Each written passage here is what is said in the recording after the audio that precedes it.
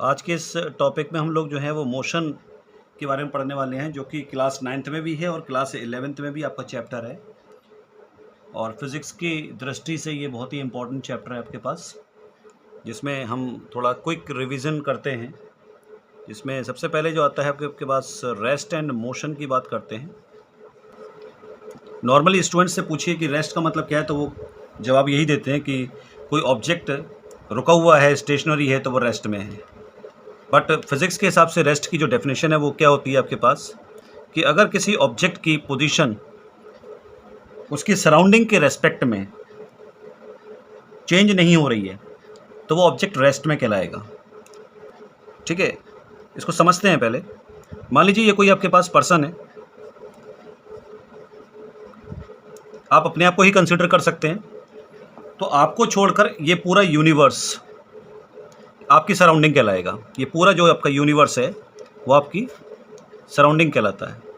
अब इतने बड़े यूनिवर्स में जाने की आवश्यकता नहीं है, हम लोग नॉर्मली बात कर लेते हैं कि हमारे आसपास की जितनी भी चीज़ें हैं, चाहे वो टेबल हो आपके पास या फिर चेयर हो आपके पास, ठीक है, कुछ भी चीज़ रखी हो आसपास में, तो इस पर्सन की पोजीशन अगर इस टेबल के रेस्पेक्ट में, इस चेयर के रेस्पेक्ट में चेंज नहीं हो रही है, इस पर्सन की पोजीशन अगर इसके आसपास के ऑब्जेक्ट्स के रेस्पेक्ट में चेंज नहीं हो रही है, तो ये पर्सन किस में होगा?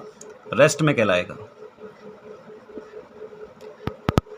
ठीक है ना? यानी रेस्ट आपके पास कब कहलाएगा कि when position of an object does not change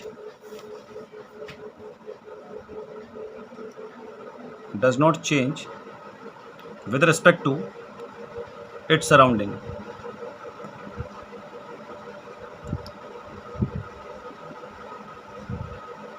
Then it is said to be at rest. ठीक है, और अगर आपके पास पोजीशन चेंज हो रही है तो वो किस में कहलाएगा? मोशन में कहलाएगा आपके पास ऑब्जेक्ट। ये पर्सन अगर यहाँ से थोड़ा सा भी मूव करता है तो आप देख सकते हैं कि टेबल और चेयर के रेस्पेक्ट में उसकी पोजीशन क्या हो जाएगी? चेंज हो जाएगी। तो ये पर्सन किस में आ जाएगा? मोशन में आ जाएगा। ठीक है, एंड इफ चेंजेस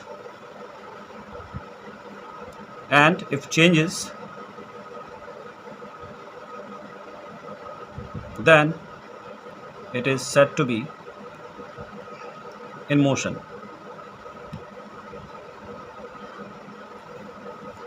इसमें आपके पास एक एग्जांपल आप देख सकते हैं कि अगर आप बस में ट्रैवल कर रहे हैं तो बस में आपके सीट के पास में ही दूसरा पैसेंजर बैठा हुआ है, तो एक ऐसा एग्जांपल जिसमें ऑब्जेक्ट रेस्ट में भी है और मोशन में भी है।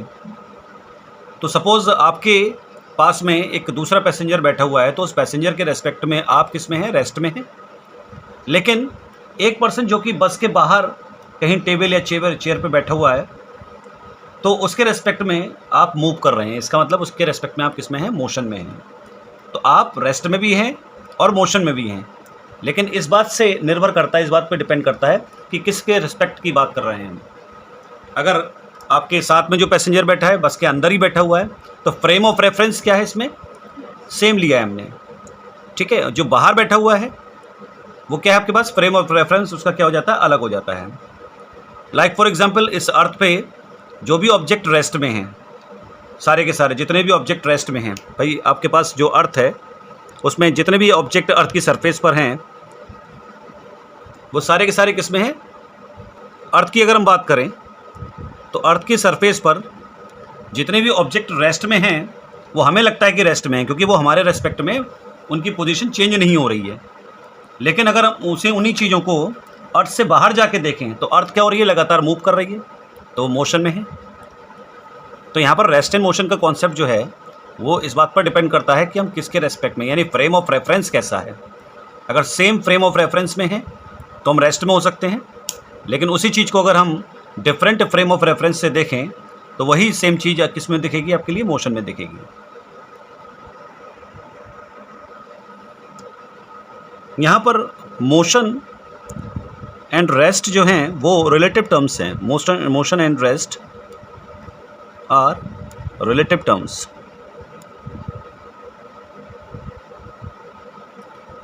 टर्म्स। इसका मतलब ये जैसे मैंने अभी एग्जांपल की बात करी थी कि सपोज़ आपके पास ये एक बस है आपके पास, और इसमें आपके पास 2 पर्सन बैठे हुए हैं आपके पास इस तरीके से एक ही सीट पर, और एक पर्सन बाहर बैठा हुआ है कहीं यहाँ पर। तो अगर हम इस पर्सन की बात करें तो ये पर्सन जो है इस पर्सन के रेस्पेक्ट में किस में है, रेस्ट में है। लेकिन यही पर्सन जो है इस पर्सन के रेस्पेक्ट में क्या है, मूव कर रहा है। तो रेस्ट एंड मोशन क्या है, रिलेटिव टर्म्स है। उसके लिए आप ये एग्जांपल दे सकते हैं, ठीक है। चाहे आप उसमें कार की बात कर लें, चाहे उसमें बस की बात कर लें। उसके बाद हम बात करते हैं scalar quantity and vector quantities की। Scalar quantity and vector quantities. देखिए, scalar quantities and vector quantities की अगर हम बात करें तो कुछ एक एग्जांपल देखते हैं। जैसे कि अगर हम किसी भी पर्सन के मास की बात करें तो मास नॉर्मली केजी में नापे जाते हैं, मेजर किए जाते हैं। जैसे किसी का मास है आपके पास 40 केजी, तो आपने आज तक कभी ये नहीं सुना होगा कि माइनस में होता है ये केजी, लाइक -40 या -60 केजी इज़ नॉट पॉसिबल। ये मासेस आपके पास क्या है, पॉसिबल नहीं है, ठीक है। मास हमेशा किस में होता है, पॉजिटिव होता है। तो जो क्वांटिटीज़ हमेशा पॉजिटिव होती हैं, नेगेटिव नहीं हो सकती, ज़ीरो नहीं हो सकती। अगर कोई भी ऑब्जेक्ट एग्जिस्ट करता है तो उसका मास ज़रूर होगा, और वो मास हमेशा क्या होगा, पॉजिटिव होगा। तो वो क्या कहलाएगी आपके पास, स्केलर क्वांटिटी कहलाएगी। और ये जो 40 आप देख रहे हैं, 40, ये 40 आपके पास यहाँ पर क्या है, मैग्नीट्यूड कहलाता है। मैग्नीट्यूड हर फिजिकल क्वांटिटीज़ क्या होती हैं, फिजिकल क्वांटिटीज़ में आपके पास जो भी आप फोर्स, प्रेशर, ये सब पढ़ते हैं। मास है आपके पास, वेलोसिटी है, स्पीड है, ठीक है, बहुत सारी हैं। मास, वेलोसिटी, स्पीड, एक्सेलरेशन, ठीक है, फोर्स, प्रेशर, ये सारी की सारी क्या हैं, एटसेट्रा, फिजिकल क्वांटिटीज़ कहलाती हैं। तो कोई भी फिजिकल क्वांटिटी है तो उसका मैग्नीट्यूड तो ज़रूर होगा। हर फिजिकल क्वांटिटी का अपना मैग्नीट्यूड होता है, राइट। लेकिन डायरेक्शन होगी नहीं होगी ये ज़रूरी नहीं है। वो चीज़ नेगेटिव, पॉजिटिव, ज़ीरो तीनों हो सकती हैं, वो ज़रूरी नहीं है। बहुत सारी क्वांटिटी ऐसी हैं जो हमेशा पॉजिटिव ही होती हैं, जिन्हें हम स्केलर कहते हैं। तो स्केलर में क्या है बेसिकली, ठीक है, स्केलर में आपके पास क्या है, सिर्फ और सिर्फ मैग्नीट्यूड आता है, और वेक्टर में आपके पास क्या आता है, मैग्नीट्यूड प्लस डायरेक्शन, दोनों चीज़ें आती हैं आपके पास। अब हम एग्जाम्पल की बात कर लें। आपके पास स्केलर के एग्जाम्पल्स जो हैं आपके पास क्या क्या हो सकते हैं। एक तो डिस्टेंस है आपके पास, डिस्टेंस है, स्पीड है, और अभी हम लोगों ने बात करी मास की। मास है आपके पास, प्रेशर है, ठीक है।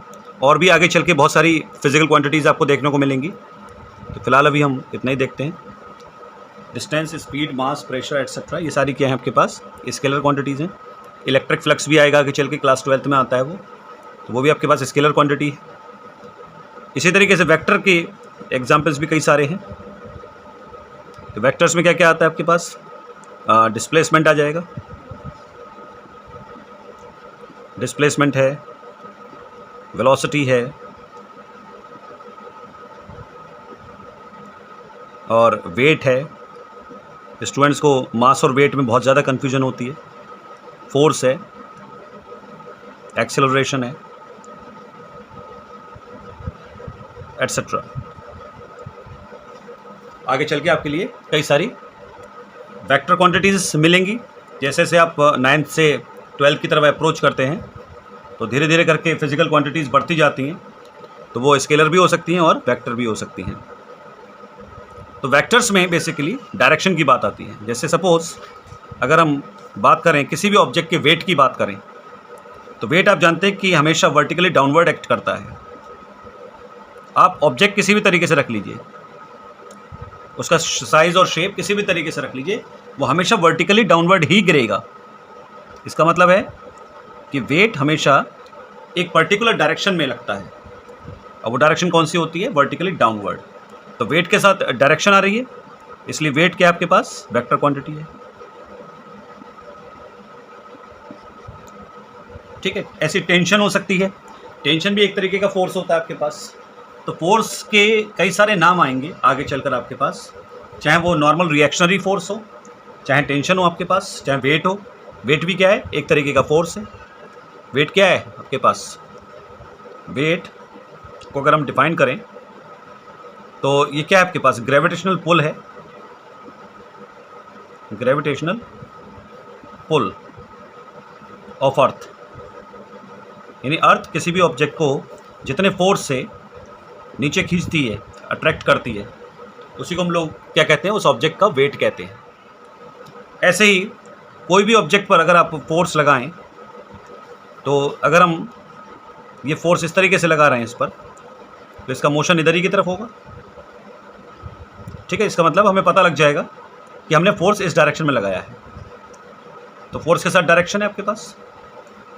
तो फोर्स क्या आपके पास? वेक्टर क्वांटिटी है। फोर्स वेक्टर है आपके पास।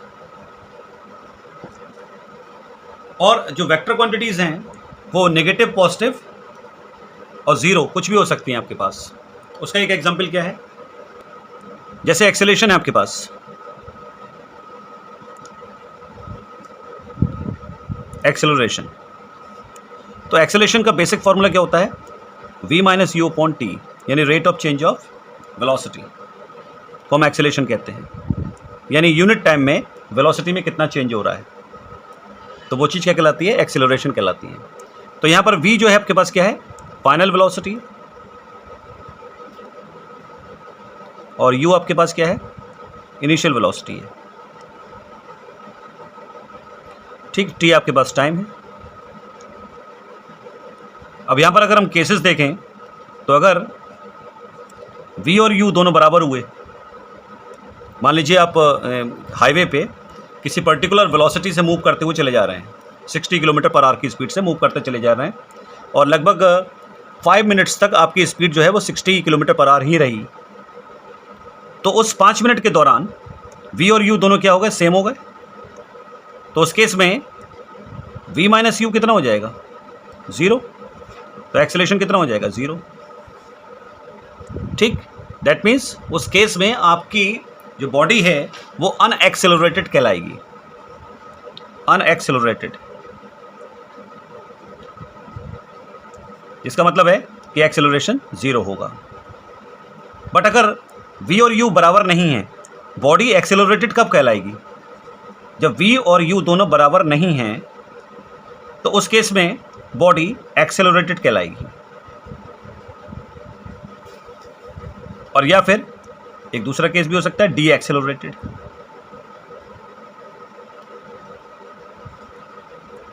अगर v u से कम हुआ तो क्या हो जाएगा? एक्सेलरेशन नेगेटिव हो जाएगा। भाई अगर आपके पास v u से कम हुआ तो छोटी क्वांटिटी में से अगर बड़ी क्वांटिटी माइनस करेंगे तो क्या आएगा? आंसर नेगेटिव आएगा। तो वो क्या कहलाएगा? Negative acceleration. उस नेगेटिव एक्सेलरेशन को हम क्या कहते हैं? D acceleration. एक्सेलरेशन नेगेटिव को हम बोलेंगे या तो रिटार्डेशन और या फिर डी एक्सेलरेशन।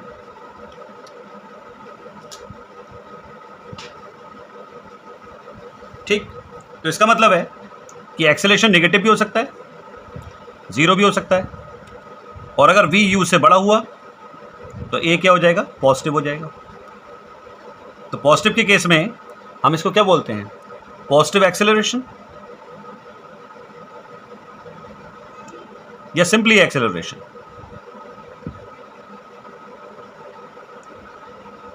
तो इसका मतलब क्या है कि एक्सेलरेशन नेगेटिव भी हो सकता है, पॉजिटिव भी हो सकता है और 0 भी हो सकता है।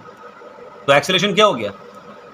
ये जो आपके पास कैरेक्टरिस्टिक है, प्रॉपर्टी है कि कोई क्वांटिटी पॉजिटिव, नेगेटिव, 0 तीनों हो सकती है, तो वो क्या होगी आपके पास? Vector quantity. यानी एक्सेलरेशन क्या हो गया? Vector quantity, vector quantity. ठीक। इसी तरीके से एक और एग्जांपल आता है वेलोसिटी और स्पीड का। वेलोसिटी एंड स्पीड की बात करते हैं। वेलोसिटी को हम किस तरीके से डिफाइन कर सकते हैं? स्पीड प्लस डायरेक्शन शॉर्ट में।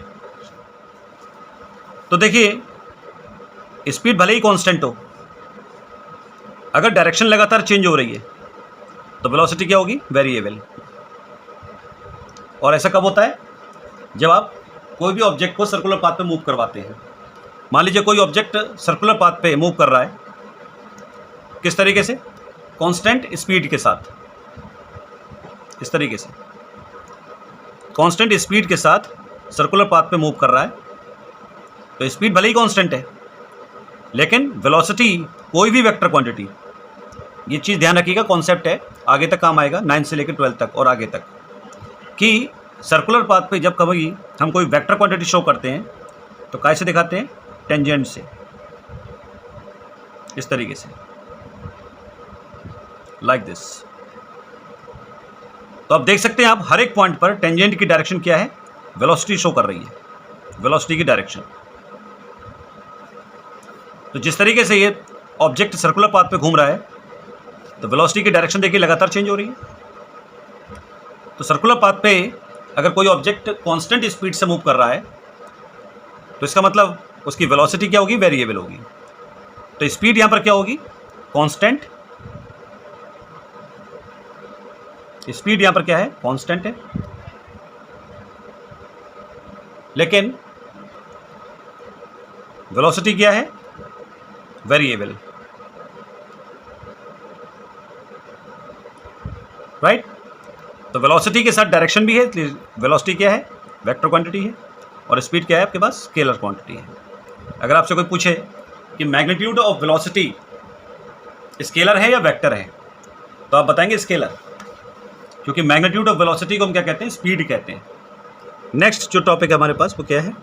Distance and displacement. Distance and displacement.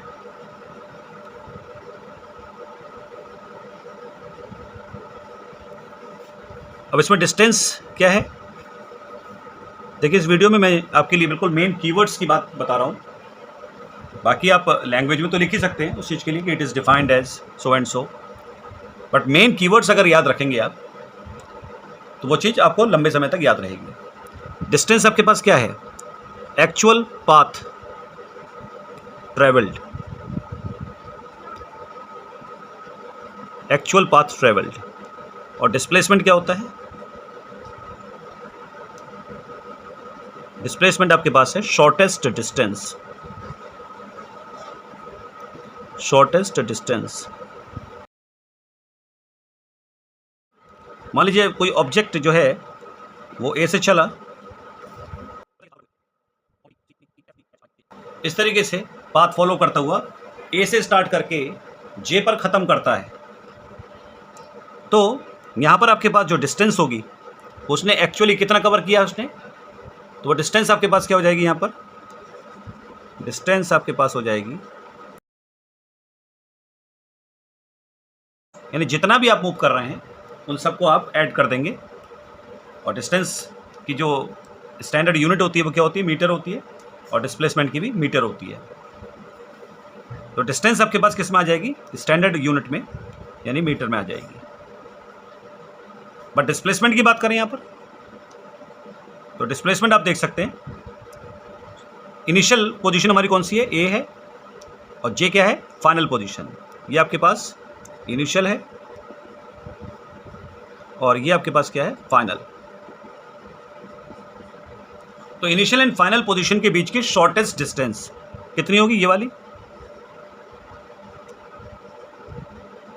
तो सिंपली डिस्प्लेसमेंट क्या हो जाएगा? ए जे। और ये भी क्या होगा आपके पास? मीटर में होगा, स्टैंडर्ड यूनिट। तो अभी हम लोगों ने जो बात करी स्केलर एंड वेक्टर की, तो डिस्टेंस यहाँ पर स्केलर है और डिस्प्लेसमेंट क्या है? वेक्टर है। तो डिस्टेंस हमेशा क्या होगी? पॉजिटिव होगी, बट डिस्प्लेसमेंट क्या हो सकता है? नेगेटिव, पॉजिटिव और जीरो, कुछ भी हो सकता है।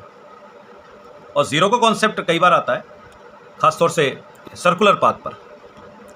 किस तरीके से? मान लीजिए एक पर्सन जो है वो सर्कुलर पाथ पे इस तरीके से मूव कर रहा है और पॉइंट पी से स्टार्ट करता है, सेंटर ओ है, रेडियस आर है, पॉइंट पी से स्टार्ट करके, यानी यहीं से उसने स्टार्ट किया पॉइंट पी से और यहीं फिनिश किया, तो उसने ये डिस्टेंस कवर करी होगी ना सरकमफ्रेंस के बराबर एक कंप्लीट रेवोल्यूशन में। ठीक, for complete revolutions, for complete revolutions displacement हमेशा कितना रहेगा, 0,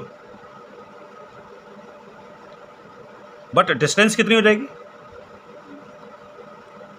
देखिए यहां पर क्या लिखा हुआ है, रेवोल्यूशंस, यानी एक रेवोल्यूशन भी हो सकता है, 2 रेवोल्यूशन भी हो सकते हैं, 3, 4, 5, 8, 10, 15 जितने भी हो सकते हैं।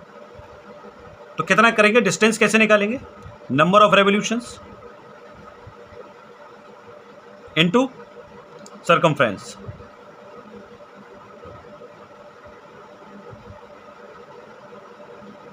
ठीक है, जिसको हम इस तरीके से लिख सकते हैं कि नंबर ऑफ रेवोल्यूशन को हम n कर लेते हैं और सरकमफ्रेंस कितना होता है 2πr। मान लीजिए आपके पास 3 रेवोल्यूशंस जो हैं वो पूरे हो रहे हैं।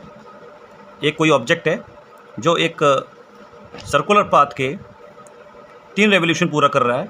यहाँ रेडियस कितनी दे रखी है, 10 सेंटीमीटर दे रखी है।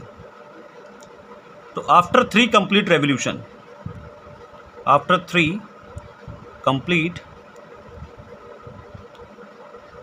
रेवोल्यूशंस, जो डिस्प्लेसमेंट होगा, अगर आपके पास कंप्लीट रेवोल्यूशंस हैं तो मैंने अभी आपको बताया कि डिस्प्लेसमेंट हमेशा कितना होगा, 0 होगा। लेकिन डिस्टेंस जब आप निकालेंगे तो डिस्टेंस कितनी हो जाएगी, नंबर ऑफ रेवोल्यूशंस जो कि कितने हैं 3 और सरकमफ्रेंस कितना होगा 2πr। तो 3 × 2π और r की वैल्यू कितनी है 10 सेंटीमीटर में रखते हैं इसको भी हम। तो कितना हो जाएगा 10 × 2 = 20 और 3 × 60 पाई। तो इसमें आप चाहो तो इसको मल्टीप्लाई कर सकते हो 3.14 से, ये आपकी क्या आ जाएगी, डिस्टेंस आ जाएगी। तो डिस्प्लेसमेंट 0 कब होगा, जब नंबर ऑफ रेवोल्यूशंस कंप्लीट होंगे। अगर 2.5 रेवोल्यूशन है या 1.5 रेवोल्यूशन है या हाफ रेवोल्यूशन है, तब उस केस में डिस्प्लेसमेंट 0 नहीं होगा। तो वो भी केस देख लेते हैं। मान लीजिए इसी केस की हम बात कर लें, ये आपके पास यहाँ पर दूसरा केस मान लेते हैं इसी में ही एग्जाम्पल के तौर पे। फॉर 1.5 रेवोल्यूशन, यानी कि 1.5 रेवोल्यूशन पूरा करने के बाद, तो 1.5 रेवोल्यूशन देखिए कैसा होगा, रेडियस हम वही ले रहे हैं 10 सेंटीमीटर। तो इस केस में क्योंकि देखिए 1.5 जो है वो एक नेचुरल नंबर नहीं है। कंप्लीट रेवोल्यूशन में क्या आता है आपके पास, या तो 1 आएगा, 2 आएगा, 3 आएगा, नेचुरल नंबर्स आएंगे। तो 1.5 नेचुरल नंबर नहीं है। तो इस केस में क्या होगा, देखिए मान लीजिए ये पॉइंट पी से स्टार्ट करते हैं और इसको हम क्या करते हैं, थोड़ा इस तरीके से कंस्ट्रक्शन बना लेते हैं। ये सेंटर ओ है, रेडियस 10 है आपके पास सेंटीमीटर, और नेमिंग कर लेते हैं PQRS। तो जब एक 1.5 रेवोल्यूशन का मतलब क्या है कि एक रेवोल्यूशन तो पूरा हो चुका है, यानी एक रेवोल्यूशन के बाद मान लीजिए पॉइंट पी से चला है, तो पॉइंट पी से चलने के बाद एक रेवोल्यूशन जब पूरा हो जाएगा तो पॉइंट पी पर पहुंचेगा वो। लेकिन अभी हाफ रेवोल्यूशन और बाकी है, तो हाफ रेवोल्यूशन के बाद कहाँ पहुंच जाएगा वो, आर पर। ठीक है ना, आर पर। तो इनिशियली उसने पी से स्टार्ट किया था और फाइनली कहाँ पर आ गया वो, आर पे। तो इन दोनों पॉइंट्स के बीच की, यानी इनिशियल पॉइंट हो जाएगा ये, और फाइनल कौन सा हो जाएगा, ये वाला। तो इनके बीच की शॉर्टेस्ट डिस्टेंस कौन सी हो गई, ये वाली, यानी आरपी। तो डिस्प्लेसमेंट कितना हुआ, डिस्प्लेसमेंट हो गया आरपी या पीआर जो भी है। और पीआर क्या है, डायामीटर। तो रेडियस कितनी है 10, तो डायमीटर कितना हो गया 20 सेंटीमीटर। इसका मतलब डिस्प्लेसमेंट कितना हो गया इसका 1.5 रेवोल्यूशन में 20 सेंटीमीटर। राइट। और डिस्टेंस आप वैसे ही कैलकुलेट कर सकते हैं। डिस्टेंस हम यहाँ निकाल देते हैं। यहाँ पर ये आपके पास थोड़ा सा मिस्टेक हो गई थी, 188.8 सेंटीमीटर था, हो गया था, 188.4 सेंटीमीटर आएगा, बट 100 से डिवाइड करने के बाद आंसर यही रहेगा आपके पास 1.88 मीटर। तो इसमें डिस्टेंस हम कैलकुलेट उसी फॉर्मूले से करेंगे, number of revolutions into circumference. तो नंबर ऑफ रेवोल्यूशन कितने हैं हमारे पास, 1.5 है, और इंटू 2 पाई आर कितना हो जाएगा आपके पास, 1.5 इंटू 2 3 पाई आर। ठीक, अब यहाँ पर आर कितना है आपके पास, 10 है, तो ये हो जाएगा 30 पाई। तो इसको सॉल्व कर देंगे, पाई की वैल्यू 3.14 लगा के सेंटीमीटर में ही जो है वो हम इसका आंसर निकाल देंगे। तो इस तरीके से डिस्टेंस एंड डिस्प्लेसमेंट हम कैलकुलेट कर सकते हैं एक सर्कुलर पाथ में। अब देखिए अगला जो है पार्ट आपके पास डिस्टेंस एंड डिस्प्लेसमेंट में, उसमें क्वेश्चन कुछ इस तरीके के आते हैं कि देखिए नॉर्थ साउथ और वेस्ट और ईस्ट बना हुआ है। इसमें स्टूडेंट्स को ईस्ट और वेस्ट में थोड़ी कन्फ्यूजन होती है, तो कन्फ्यूजन दूर रखने के लिए याद रखिए कि वी याद रखिए, वी मतलब क्या होता है, हम। तो उसी सीक्वेंस में आपको डब्ल्यू किधर है आपके पास, लेफ्ट साइड में, और ई किधर है, राइट साइड में। तो लेफ्ट में आपको डब्ल्यू रखना है और राइट में आपको ई रखना है, वेस्ट और ईस्ट। ठीक, कन्फ्यूजन नहीं होगी आगे के लिए। इसमें एक सिचुएशन दे रखी है कि एक पर्सन पहले 4 किलोमीटर ईस्ट की तरफ चलता है और वहाँ से 90 डिग्री का टर्न लेकर साउथ की तरफ वो 6 किलोमीटर चलता है, और उसके बाद वो 2 किलोमीटर किधर की तरफ चलता है, वेस्ट की तरफ 2 किलोमीटर, और अपने डेस्टिनेशन पे पहुंच जाता है। तो इस पूरे सिचुएशन में उसका डिस्टेंस और डिस्प्लेसमेंट हमें निकालना है।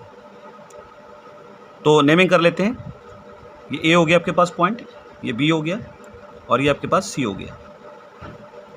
तो यहाँ पर आपके पास इनिशियल पॉइंट क्या है, जहाँ से हम चले थे।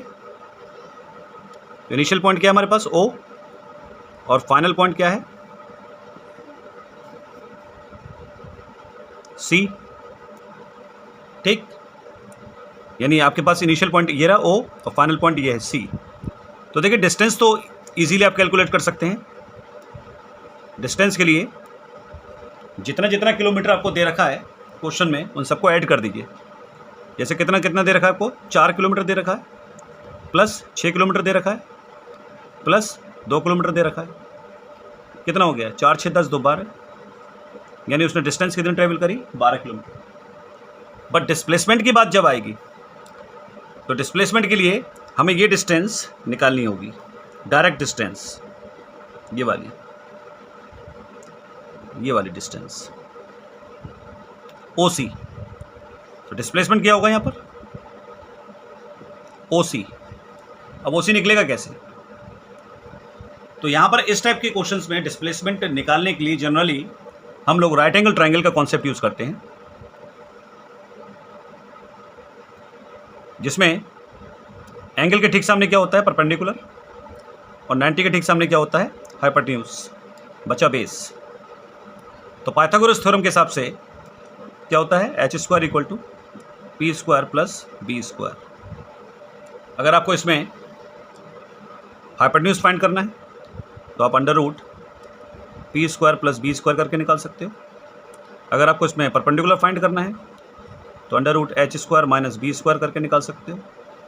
और इसमें अगर आपको बेस निकालना है तो √ h² - p² करके निकाल सकते हो। ये फॉर्मूले आप यूज़ कर सकते हैं। ठीक, हमें OC निकालना है। तब OC निकालने के लिए हम पहले राइट एंगल ट्रायंगल कंप्लीट करेंगे। तो देखिए डायग्राम को किस तरीके से चेंज करेंगे। हमें OC निकालना है, तो हम इस तरीके से ये वाला देखिए राइट एंगल ट्रायंगल कंप्लीट कर रहे हैं। ये पॉइंट C है आपके पास, और इस पॉइंट को हम D पॉइंट दे देते हैं नाम। तो ये ट्रायंगल देखिए बन गया आपके पास ODC, ठीक है ना, ये वाला ट्रायंगल। अब इसमें हाइपोटेन्यूज क्या है, ये वाला हो जाएगा, ये हाइपोटेन्यूज हो जाएगा। यानी OC आपके पास क्या है, हाइपोटेन्यूज है, 90 के ठीक सामने है ना, हाइपोटेन्यूज हो गया। अब हमें क्या चाहिए, ओडी चाहिए और डीसी चाहिए। ओडी और डीसी में एक परपेंडिकुलर हो जाएगा, एक बेस हो जाएगा। ध्यान रहे, राइट एंगल ट्रायंगल में परपेंडिकुलर और बेस की पोजीशन चेंज हो सकती है, डिपेंड करता है हम किस एंगल की बात कर रहे हैं।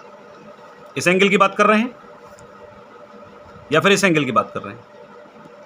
ठीक, तो फिलहाल अभी हमारे पास इस एंगल का कोई केस नहीं है, इसलिए इनमें से एक परपेंडिकुलर किसी को मान लेंगे और इसमें से दूसरे वाले को हम बेस मान लेंगे। ओडी और डीसी, अब हमारे पास रिलेशन क्या हुआ देखिए, हमारे पास एच निकालना है तो ओसी क्या है, हाइपोटेन्यूज। तो ओसी देखिए, हाइपोटेन्यूज का फॉर्मूला क्या बताया मैंने, H equals to √p² + b²। ठीक, तो ओसी बराबर कितना हो जाएगा, √ परपेंडिकुलर हम ले रहे हैं ओडी, ओडी का स्क्वायर प्लस बेस का स्क्वायर यानी कि डीसी का स्क्वायर। अब ओडी कितना होगा, देखिए ओडी किसके बराबर है, डायग्राम से ए बी के बराबर। तो ओडी की जगह हम क्या लिख सकते हैं, और डीसी कितना हो जाएगा भाई, अगर हम इस पूरे को देखें बीडी को, किसके बराबर होगा ये, ओए के बराबर, क्योंकि 4 किलोमीटर है। उस 4 में से अगर हम ये 2 किलोमीटर माइनस कर दें बीसी, तो हमें डीसी पता लग जाएगा। तो डीसी भी कितना हो जाएगा, 2 किलोमीटर। ठीक है, तो इसको फिलहाल हम डीसी ही रखते हैं। तो ए बी हमारे पास कितना है, 6, और इधर डीसी कितना है, 2 का स्क्वायर। कितना हो जाएगा ये, 36 + 4, ये हो जाएगा √40। तो √40 हम कैलकुलेट कर लेंगे, हमारा आंसर किस में निकल आएगा, मीटर में निकल आएगा या किलोमीटर। यहाँ पर किलोमीटर दे रखा है आपके लिए, तो आंसर किस में आएगा, किलोमीटर में आ जाएगा। ठीक है, 9th से लेकर 12th लेवल पर स्क्वायर रूट्स निकालना आना चाहिए, बहुत ज़रूरी है, क्योंकि कैलकुलेशन का पार्ट है, कैलकुलेशन फास्ट हो जाती है उससे आपकी। आप चाहें तो इसको देख भी सकते हैं किस तरीके से निकालेंगे √40।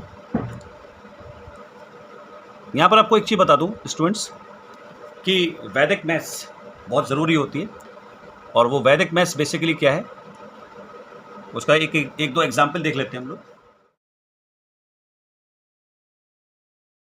ठीक है, तो ये सारी आपकी जो है √2 से लेकर √10 तक की वैल्यूज़ हैं, जो हमेशा 9 to 12 के स्टूडेंट्स को याद रहनी चाहिए।